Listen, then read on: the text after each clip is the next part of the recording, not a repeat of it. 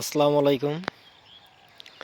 স্ক্রিনে যে সবুজ প্রকৃতি দেখতে পারতেছেন, এটি হলো আসলেই একদম ন্যাচারালি যে গ্রামীণ সবুজ প্রকৃতি, সেটি কিন্তু এই স্ক্রিনের মাধ্যমে ভেসে ওঠে।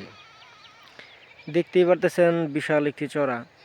তো চড়া পুরাটাই একদম সবুজ প্রকৃতি। চতুর্দিকে ছোট ছোট সবুজ গাছ, বড় বড় সবুজ গাছ, প্রচুর প্রকৃতি। তো এই প্রকৃতির মাঝে আসলে আমাদেরকে বেঁচে থাকতে হলে এর প্রকৃতির নির্যাস নিতে হবে। তো প্রকৃতির নির্যাস যদি আমরা নিতে পারি, তাহলে কিন্তু আমরা সঠিকভাবে বেঁচে থাকতে পারবো। তো এখানে সবুজ যে গাছগুলো দেখতে পারতেছেন, এই গাছগুলো আসলে কি গাছ আমি যদি আপনাদেরকে দেখাই, আপনারা এর আগে দেখেছেন কিনা, এই গাছগুলো দেখে চিনতে পারবেন কিনা। এটি হলো সরিষা গাছ। এখন যে অবস্থায় আছে, এটি কিন্তু শাক হিসাবে খুবই মূল্যবান। আমরা যারা সরিষার শাক শহরে কিংবা গ্রামে থাকি, তারা কিন্তু এই সিজনে এই সরিষার শাক কিন্তু আমরা প্রচুর পরিমাণে খেয়ে থাকি। তবে সরিষার শাক কিন্তু অনেক পুষ্টিগুণে ভরপুর, যেটা আসলে অন্য কোনো শাকে নেই। তো সরিষার সিজনে এটি প্রচুর পরিমাণে পাওয়া যায়। তবে অবশ্যই আপনারা কেউ যদি এই সরিষার শাক না খেয়ে থাকেন, তাহলে কিন্তু অবশ্যই খাবেন।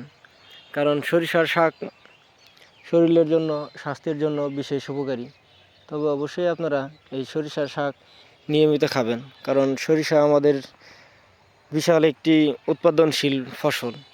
এখানে এখন দেখতেছেন সবুজ, কিছুদিন পরে যদি আমি আপনাদেরকে ভিডিও দেখাবো, দেখবেন যে এরকম মাঠ ভর্তি পুরা হলুদ আর হলুদ। হলুদ হয় কখন?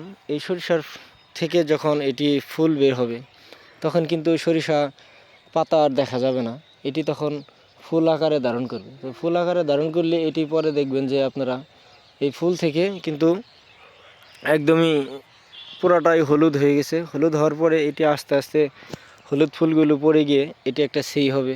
সেই সেইগুলো ভিতরে কিন্তু সরিষা।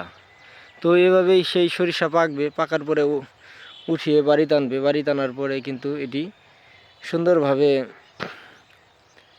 মালাই করে, এটি কিন্তু সুন্দরভাবে মালাই করতে হবে। তারপরে মালাই করে সেটাই কিন্তু খাওয়ার উপযোগী করে তুলতে হবে। যেমন সরিষার তেল দিয়ে, এই সরিষার তেল দিয়ে আমরা বিভিন্ন ধরনের খাবার খেয়ে থাকি, যেটা আমাদের স্বাস্থ্যের জন্য খুবই উপকারী। অন্য কোনো তেল আসলে এইভাবে আমার স্বাস্থ্যের জন্য উপকারী না। তবে অবশ্যই আমরা এরকম সরিষা ক্ষেত কোন কোন এলাকায় আছে অবশ্যই কমেন্ট করে জানাবেন। আর আপনারা কোন কোন এলাকায় এরকম সরিষা ফুল আছে, সরিষা গাছ হয়েছে। এই সরিষা গাছের শাক কিন্তু প্রচুর ভিটামিন জাতীয় একটি খাবার। তবে অবশ্যই আপনারা এই শাকগুলো কেউ খেয়ে না থাকলে অবশ্যই খাবেন। ধন্যবাদ।